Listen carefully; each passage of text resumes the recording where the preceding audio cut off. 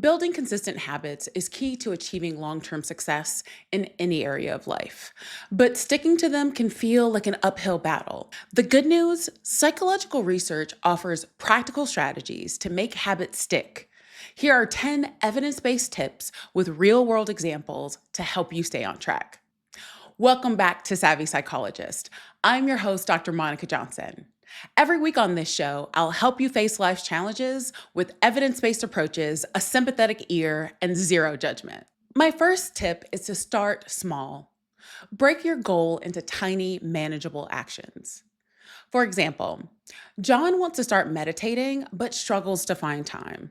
Instead of aiming for 30 minutes, he starts with just 1 minute a day, sitting quietly after waking up. Once this becomes a habit, he gradually increases the time. I can't stress starting small enough. Following up on the example, one of the biggest excuses I get for not implementing mindfulness is not finding the time. And as your resident internet psychologist, I am looking at you going, you don't have time to pay attention to your life as it's happening? Take the minute, and you will find over time, you will create the space. My next tip is to use habit stacking. This is where you attach a new habit to an existing one. For example, let's talk about Sarah. Sarah wants to drink more water. She decides to drink a glass of water every morning right after brushing her teeth. The existing habit of brushing serves as a cue for the new habit. True story, years ago, I was trying to increase the number of times I floss in a week. How did I do it? By leaving floss next to the computer. And prior to checking my email for the day, I had to head back to the bathroom to get in a quick flossing. Believe me when I say that this works.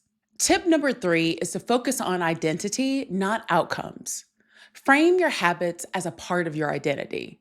I am a healthy eater rather than I want to lose weight. For example, Mike wants to start exercising to get fit. Instead of saying, I want to lose weight, he tells himself, I am a gym goer. This mindset shift motivates him to be more consistent, get up, and go to the gym. Generally speaking, I find when something is your identity, you can't really fail at it, but you can be motivated to be more in line with that identity. For example, I hate the gym, but being healthy is a value of mine, and I define myself as an active person. What does an active person do? She goes to the gym.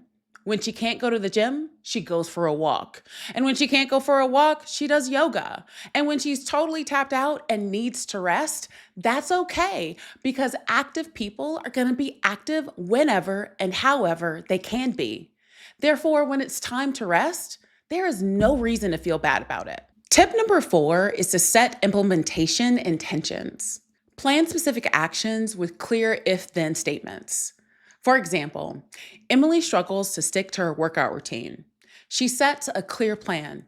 If it's Monday, Wednesday, or Friday at 6 p.m., then I will go to the gym for 30 minutes. This removes ambiguity and makes it easier to follow through. I ask my patients all the time, did you make a plan? Because if you didn't, then it's unlikely to happen, whether big or small. Here's a personal example. There's a guy in one of my gym communities who always takes it to the limit in these high cardio classes that we take. I mean, he's jumping rope when everyone else is gassed and walking on the treadmill. It was round 10 out of 10, and I said to myself, if he goes for the bike, which is what I was using as my easy set, I would go all out on the ski erg. All I wanted to do was sit down and pass out over the handlebars.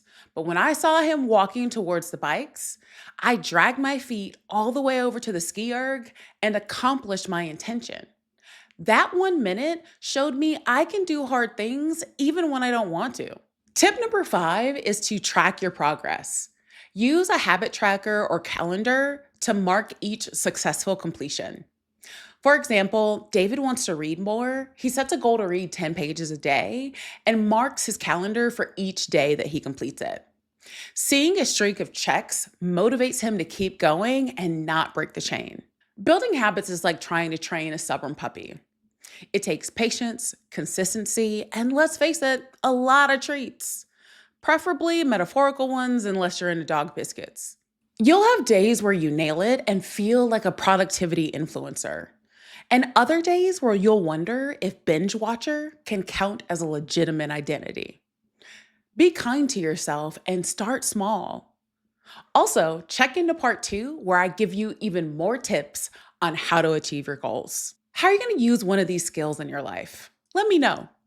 You can contact me via Instagram at KindMindPsych or via my email at psychologist@quickanddirtytips.com. The Savvy Psychologist is a Quick and Dirty Tips podcast. It's audio engineered by Steve Rickyberg, with script editing by Brandon Getchus. Our podcast and advertising operations specialist is Morgan Christensen. Our digital operations specialist is Holly Hutchings. And our marketing and publicity associate is Davina Tomlin. Nathaniel Hoops is our marketing contractor. Follow Savvy Psychologist on Apple Podcasts, Spotify, or wherever you listen to podcasts. That's all for this episode of Savvy Psychologist. Thanks for listening, and I'll see you next week.